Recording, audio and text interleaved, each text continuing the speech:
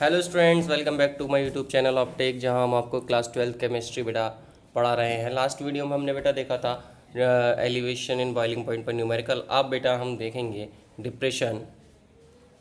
Depression depression ही depression है दुनिया में।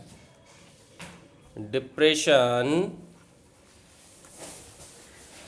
इन फ्रीजिंग पॉइंट बेटा, in freezing point. Depression and freezing point में क्या होता है बच्चों? डिप्रेशन फ्रीजिंग पॉइंट तो आप सब समझते हैं कि जहाँ पर वेपर प्रेशर, लिक्विड का वेपर प्रेशर किसके इक्वल हो जाता है बेटे? किसके इक्वल हो जाता है? वेपर प्रेशर जो है सॉलिड फेज के इक्वल हो जाता है।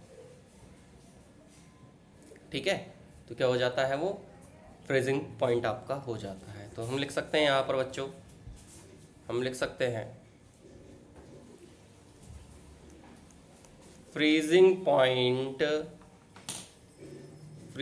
point is the temperature at which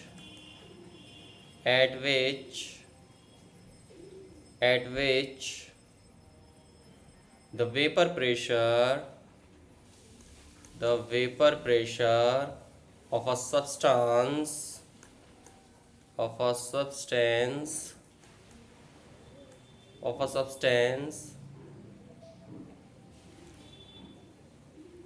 in its liquid phase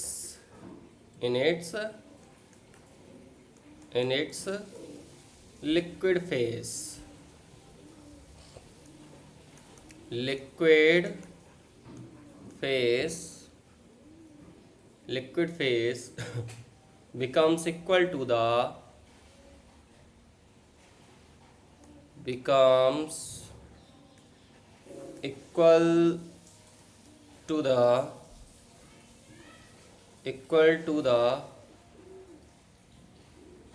pressure in the solid phase ठीक है बेटे।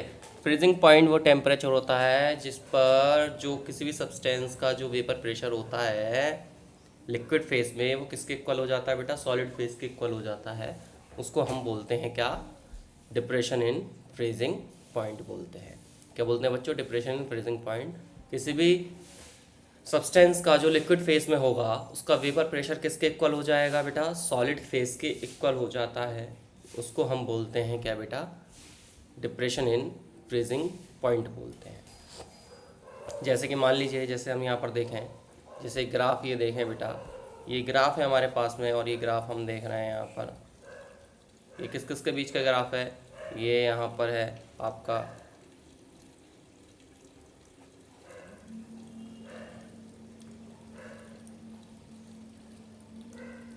टेम्परेचर, और ये बेटा ग्राफ है वेपर प्रेशर के बीच का। ठीक है, किसके बीच का ग्राफ है? वेपर प्रेशर के बीच का ग्राफ है। और यहाँ पर कोई हमारी बेटा, मान लीजिए यहाँ पर कोई हमारी फ्रोज़न लाइन है। तो जब ये फ्रोज़न लाइन है तो कोई भी लिक्विड सॉल्वेंट है, मान लो यहाँ पर मैंने लिक्विड सॉल्वेंट लिया, जैसे जैसे हम टेम्परेचर कम कर रहे हैं वैसे वैसे वेपर प्रेशर कम होता जाता है, कम होता जाता है, कम होता जाता है, और एक कंडीशन ऐसी आती है फ्रोज़न लाइन को वो क्रॉस कर देता है। ठीक है, ये फ्रोज़न है बेटा, ये फ्रोज़न लाइन है। क्या है? फ्रोज़न लाइन है। और जिस पॉइंट पे क्रॉस करता है उसी को फ्रीजिंग पॉइंट बोलते हैं। मान लो ये हमारा कौन सी लाइन थी? सॉल्वेंट की लाइन थी बेटे। किसकी लाइन थी? सॉल्वेंट की। तो जिस पॉइंट पे क्रॉस किया वो हमारा क्या हो गया? फ्रीजिंग पॉइंट हो गया। ऐसे ही हम सॉल्यूशन लें, तो जैसे जैसे टेम्परेचर कम कर रहे हैं वैसे वैसे वेपर प्रेशर क्या होता जा रहा है बेटा? कम होता जा रहा है। और एक कंडीशन ऐसी आती है फ्रोजन लाइन को क्रॉस कर देता है, और जिस पॉइंट पे क्रॉस करता है वही फ्रीजिंग पॉइंट होता है। ये बेटा सॉल्यूशन है। क्या है बेटा? सॉल्यूशन। ये सॉल्वेंट था। क्या था? सॉल्वेंट। ठीक है, इस पॉइंट पे क्रॉस किया तो ये पॉइंट हमारे लिए हो गया क्या? ये वाला पॉइंट हो गया प्योर सॉल्वेंट था, तो ये हो गया T नॉट F। यहाँ पर ये प्योर ये सॉल्यूशन था, तो ये हो गया हमारा क्या, टी एफ। इन दोनों के बीच के डिफरेंस को क्या बोल दिया, डेल्टा टी एफ बेटा, ठीक है, डेल्टा टी एफ बोल दिया। तो ये चीज़ थी हमारे बेटा, है ना। सॉल्वेंट हुआ, सॉल्यूशन हुआ, जिस पॉइंट पर क्रॉस कर रहे हैं फ्रोजन लाइन को उसी को ही हमने क्या बोला, फ्रीजिंग पॉइंट बोला बेटा।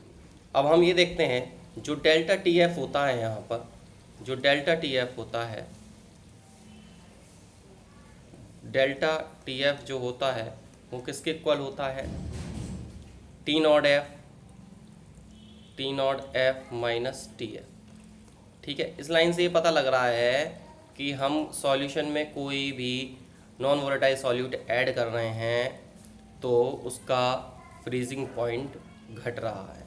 यहाँ पे इस लाइन से देखो बेटा, यहाँ पर सॉल्यूशन का फ्रीजिंग पॉइंट घट रहा है और यहाँ पर प्योर सॉल्वेंट का फ्रीजिंग पॉइंट बढ़ रहा है। जैसे ही हमने सॉल्यूशन में कोई भी नॉन वोलेटाइल सॉल्यूट ऐड किया, यानी कि सॉलिड कोई चीज़ ऐड की सॉल्यूशन में, तो वैसे ही फ्रीजिंग पॉइंट सॉल्यूशन का क्या होता है, घट जाता है।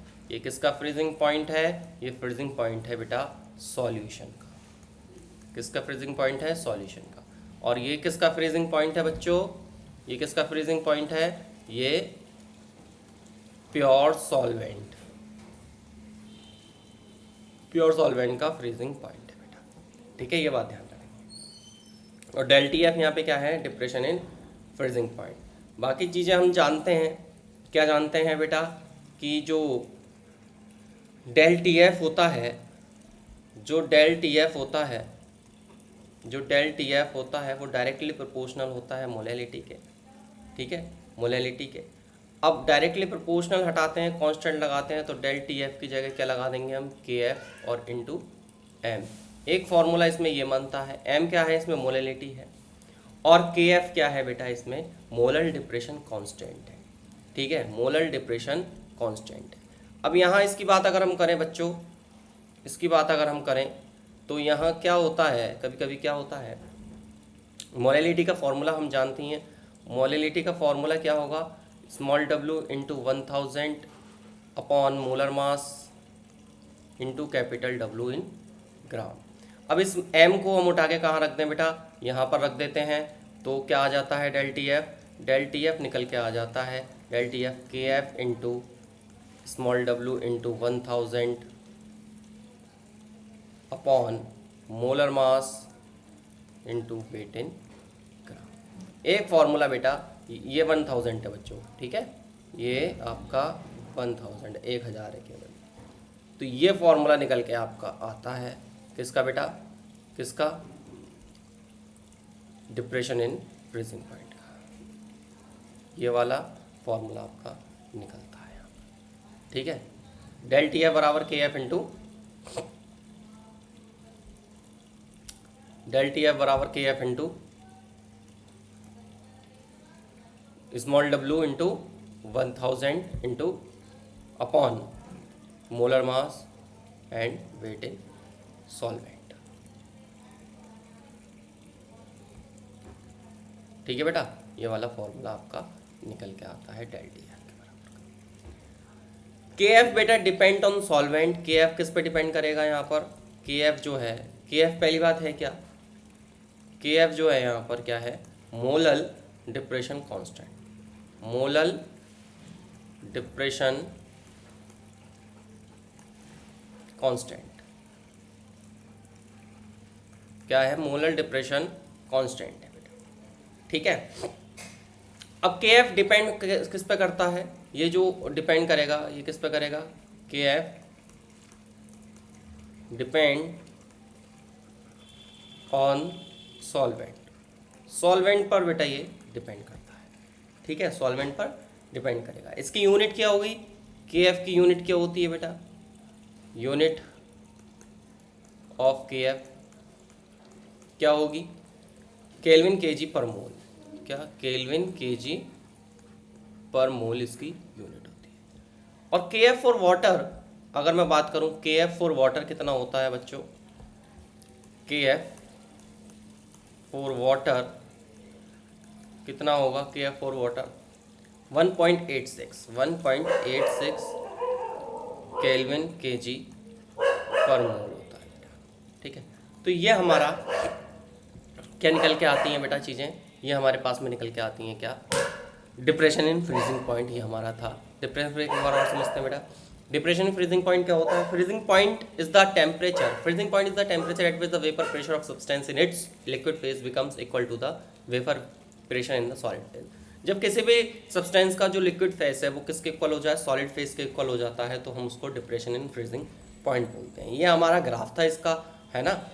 प्योर सॉल्वेंट का फ्रीजिंग पॉइंट जिस पॉइंट पर क्रॉस किया उसको बोला हमने टी नॉट एफ, और सॉल्यूशन ने फ्रीजिंग पॉइंट जिस पॉइंट पर क्रॉस किया उसको बोला टी एफ। दोनों के बीच के डिफरेंस को डेल टी एफ बोल दिया हमने। Del T F equal to होता है T not F minus T F. यहाँ पर सॉल्यूशन का जो फ्रीजिंग पॉइंट है वो कम होता है और सॉल्वेंट का जो फ्रीजिंग पॉइंट है वो ज़्यादा होता है।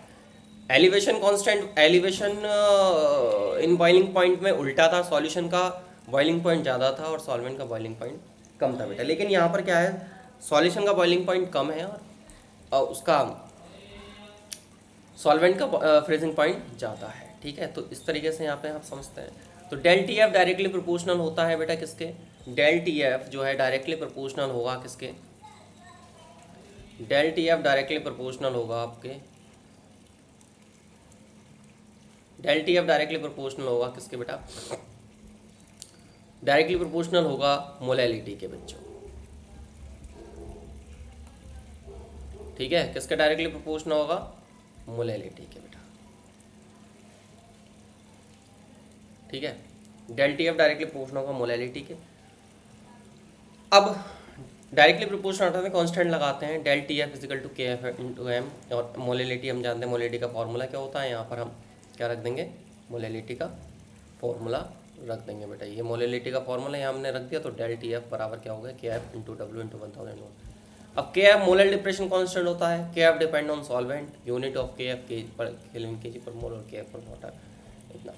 ठीक है, तो बेटा इतना आपको ध्यान रखना है, इतनी चीज़ें आपको पता करनी है, और इसका क्वेश्चन हम नेक्स्ट वीडियो में लगाएंगे।